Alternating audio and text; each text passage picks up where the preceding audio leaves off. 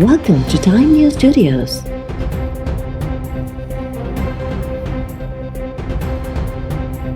You are watching 10 p.m. Bulletin. वज़ीर आज़म Imran Khan long मार्च जो दबाव क़बूल करण खां इनकार कंदे नयनि चूंडुनि जो इशारो ॾेई छॾियो। PTI जी कोर कमेटी जे इजलास दौरान वज़ीर आज़म चयो त मूंखे अवामी हिमायत हासिल आहे। नयनि चूंडुनि समेत समूरा ऑप्शन्स रखणा पवंदा। कंहिं बि मैदान में पोइते न हटंदासीं। मुल्क खे लुटींदड़नि सां सौदेबाज़ी नथा करे सघूं। अपोज़िशन जो लॉन्ग मार्च NRO वठण लाइ आहे।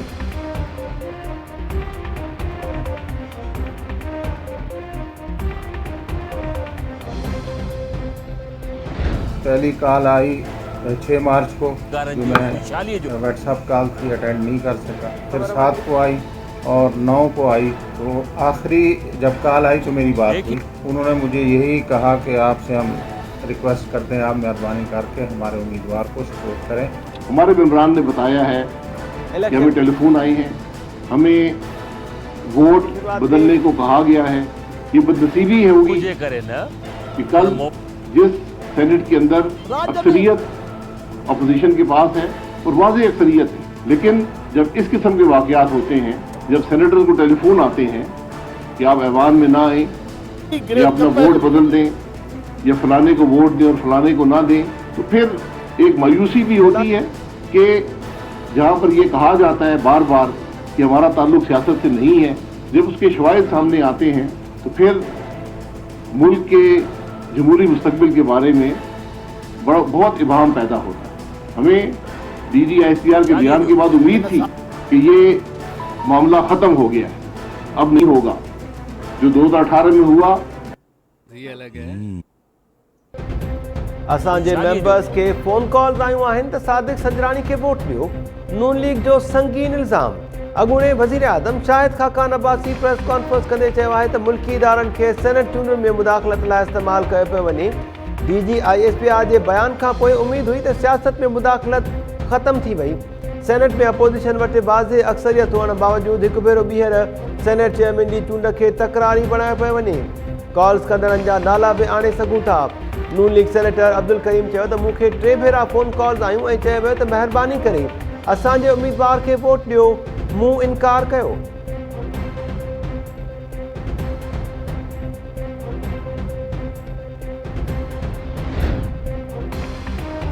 नून लीग प्रेस कॉन्फ्रेंस करे शिकस्त क़बूले वरिती आहे। वफ़ाक़ी वज़ीर शिबली फराज़ रद्द अमल ज़ाहिर कंदे चयो आहे त ख़ौफ़ हो त नून लीग वारा रोई न ॾियनि। उन्हनि सदाईं माण्हुनि खे ख़रीद कयो ऐं हींअर बि ख़रीद करण जी कोशिश करे रहिया आहिनि।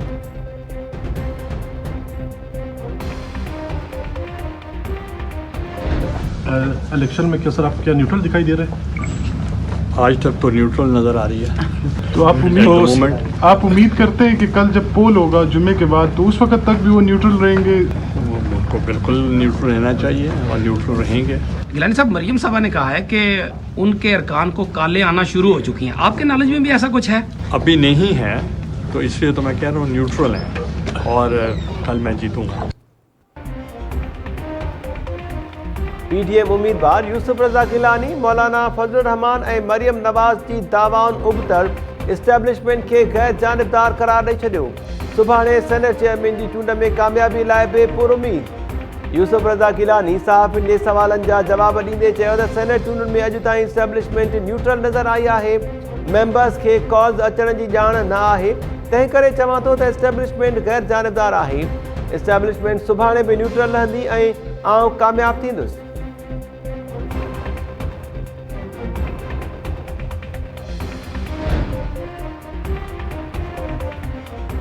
अगूणो सदर आसिफ ज़रदारी सुभाणे यूसुफ रज़ा गिलानी ऐं मौलाना अब्दुल गफूर हैदरी जी कामयाबी लाइ पुरुमीद। आसिफ ज़रदारी ऐं मौलाना फजलुर रहमान विच में फ़ोन ते राब्ते दौरान सुभाणे थींदड़ चूंडुनि ते ॻाल्हियूं। आसिफ ज़रदारी चयो आहे त सेनेट में PDM खे हुकूमत ते सरसी हासिल आहे। असांजो होमवर्क मुकमल आहे। सुभाणे सेनेट चेयरमैन ऐं डिप्टी चेयरमैन जी चूंड में समूरनि मेंबर्स हिमायत जी ख़ातिरी कराई आहे। मौलाना फजलुर रहमान चयो आहे त हुकूमत हॉर्स ट्रेडिंग जी कोशिश करे रही आहे। PDM जे मेंबर्स ते हुकूमती उम्मीदवार सादिक संजरानी खे वोट ॾियण लाइ दबाव विधो पियो वञे। असांजे मेंबर्स खे टोड़ियो वियो त हक़ीक़तूं अवाम आॾो आणींदासीं।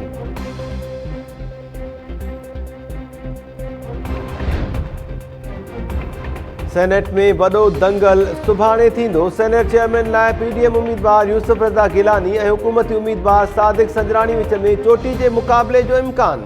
डेप्यूटी चेयरमैन लाइ पीटीआई उम्मीदवार मिर्ज़ा मोहम्मद आफरीदी ऐं पीडीएम जो अब्दुल गफूर हैदरी आम्हो साम्हूं।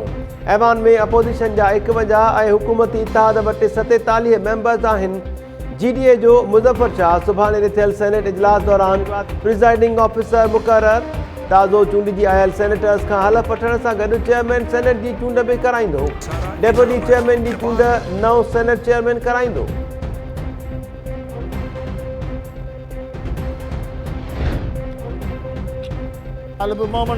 एमपीएम राब्ता कमेटी सेनेट में हुकूमती उम्मीदवारनि खे वोट ॾियण जो फ़ैसिलो करे वरितो। काफ़ लीग अॻुवाट हुकूमत जी हिमायत जो ऐलान करे चुकी। जमात इस्लामी कंहिंखे बि वोट न ॾियण जो ऐलान करे छॾियो।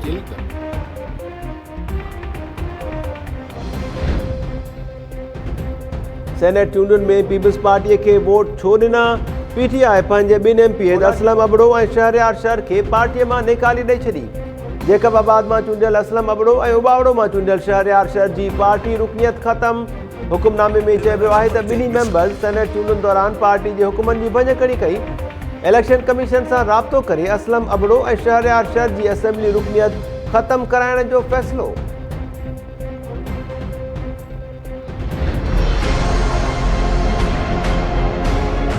ही जेके असांखे पंहिंजी पार्टी पीटीआई वारनि 12 उम्मीदवार ॾिना, असांजो ज़मीर असांजी दिलि उन्हनि उम्मीदवारनि ते मुतमइन न थी सघी। उन करे असां जेको आहे उन्हनि खे वोट न ॾिनो।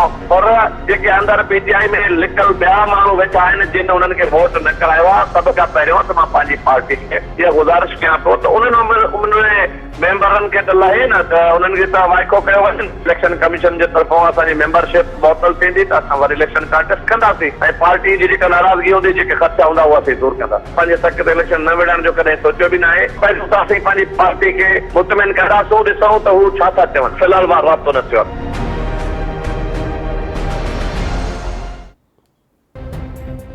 सभ खां पहिरीं ॻुझ ॻुह में वोट ॾींदड़ पीटीआई जे मेंबर्स ख़िलाफ़ कार्रवाई कई वञे। पीटीआई जे बाग़ी एमपीए शहरयार शर जो पार्टीअ मां निकाली ॾियण ते रद्द अमल। टाइम न्यूज़ सां ॻाल्हाईंदे एमपीए शहरयार शर चयो आहे त सेनेट चूंडुनि में पार्टीअ जे उम्मीदवारनि ते असां खुलियल नमूने एतिराज़ वारिया ऐं वोट न ॾिनो।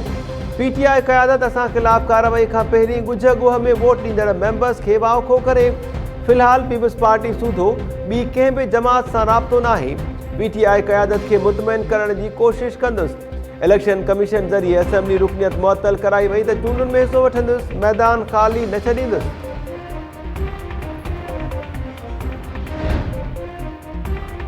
न्यू कराची में निमरा अस्पताल वेझो धमाको, 2 ॼणा मारिजी विया, 5 ज़ख़्मी। पुलिस जो चवणु आहे त लॻे थो त धमाको गटर नाले में गैस भरिजण सबबु थियो आहे।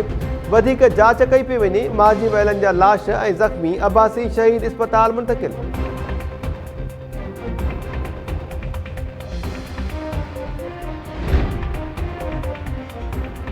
कराची जे ख़ाली पयल क़ौमी असेंबलीअ जे तक NA 249 ते 19 अप्रैल ते नंढी चूंड थींदी। इलेक्शन कमीशन शेड्यूल जारी करे छॾियो। नामज़दगी काग़ज़ 13 मार्च खां 17 मार्च ताईं जमा कराए सघिबा। NA 249 वारी सीट फैसल वाबडा जी इस्तीफ़ा बाद ख़ाली थी हुई।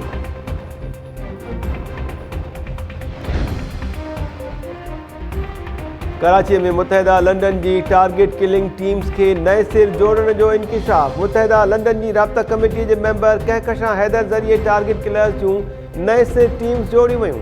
CTD ऐं रेंजर्स इख्तियारनि गॾियल प्रेस कॉन्फ्रेंस दौरान चयो आहे त कहकशां हैदर अमेरिका में रहे थी। हुन अमेरिका में मुख़्तलिफ़ माण्हुनि खे टारगेट करण जूं हिदायतूं ॾिनियूं। टारगेट किलिंग की फहरिस्त में शामिल माण्हुनि खे बचाइण जी कोशिश कई पई वञे।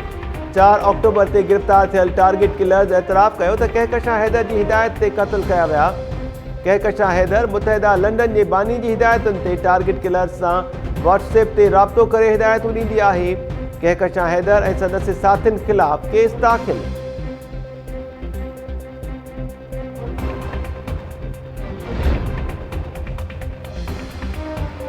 सिंध के नाणे खाते करप्शन इल्ज़ाम में 3 कामोरनि खे उहिदनि तां हटाए छॾियो। खेनि रिपोर्ट करण जी हिदायत। हटायल कामोरनि में जामशोरो जो ट्रेजरी ऑफिसर नज़ीर भुट्टो, सांगड़ जो additional district account officer Nisar Vighio ऐं हैदराबाद जो ट्रेजरी ऑफिसर शबीर ॾेपर शामिल। हैदराबाद ट्रेजरी ऑफिसर जी look after charge Iqbal Sheikh हवाले। टनो मोहम्मद खान जो treasury officer Ghulam Qadir Jamro Jamshoro बदली। टनो मोहम्मद खान में Usman Sheikh additional district account officer मुक़रर। सांगर जे ज़िलई अकाउंट्स ऑफिसर 2 अशरफ आराई के ज़िलई एडिशनल अकाउंट्स ऑफिसर 1 जी इजाफ़ी चार्ज ॾिनी वई।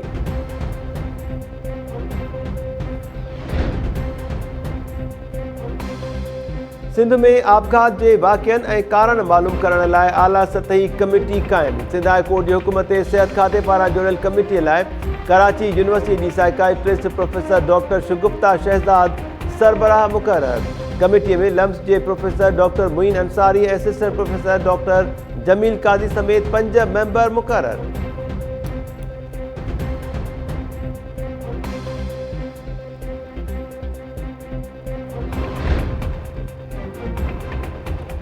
फैज़गंज लघु ॻोठ पोलहड़े में पंजाब बासिन नारी के धोखे से घुराए ज़ोरीअ परणाइण जो इंकिशाफ।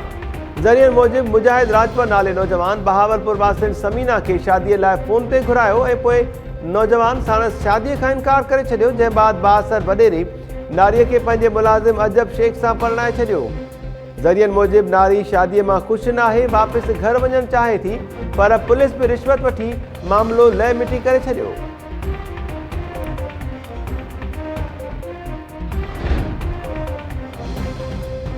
FIA साइबर क्राइम हैदराबाद के असिस्टेंट डायरेक्टर तारिक अरबाब के हटाया वियो।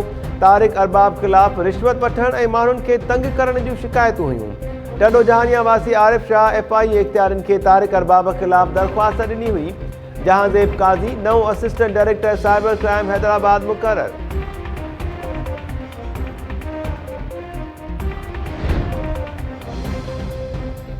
गोलाची लॻो 8 महीना अॻु आपघात सबब फौत ॼाणायल नींगर सां पोस्टमार्टम रिपोर्ट में बदफ़ेलीअ जी तस्दीक। नींगर रूपचंद जो फाहो लॻल लाश हथायो हो। नींगर जे वालिद मिस्री इल्ज़ाम हयो आहे त संदसि पुट खे 3 ॼणनि बदफ़ेलीअ बाद क़त्ल कयो।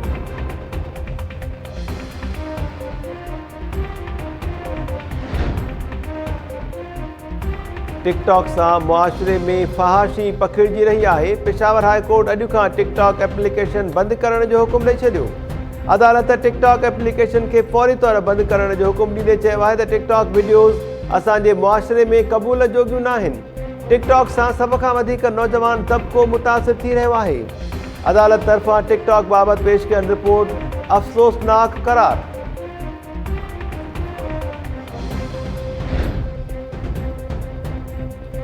लाड़कानो शहर में शादी हॉल के ओचितो बाहि वकोड़े वही। लखे रुपये जो सामान सड़ी रख थी वियो।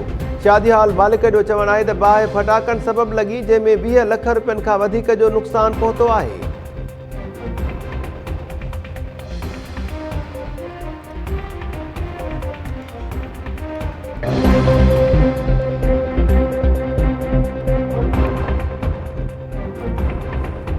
अस्सलाम वालेकुम नाज़रीन, टाइम न्यूज़ में वाक़ई बलिकार चऊं था। मां आहियां महताब अली नूर। हेडलाइन्स मां ॾिठियूं, तफ़सीली ख़बरुनि सां गॾु हाज़िर थियूं था शॉर्ट ब्रेक खां।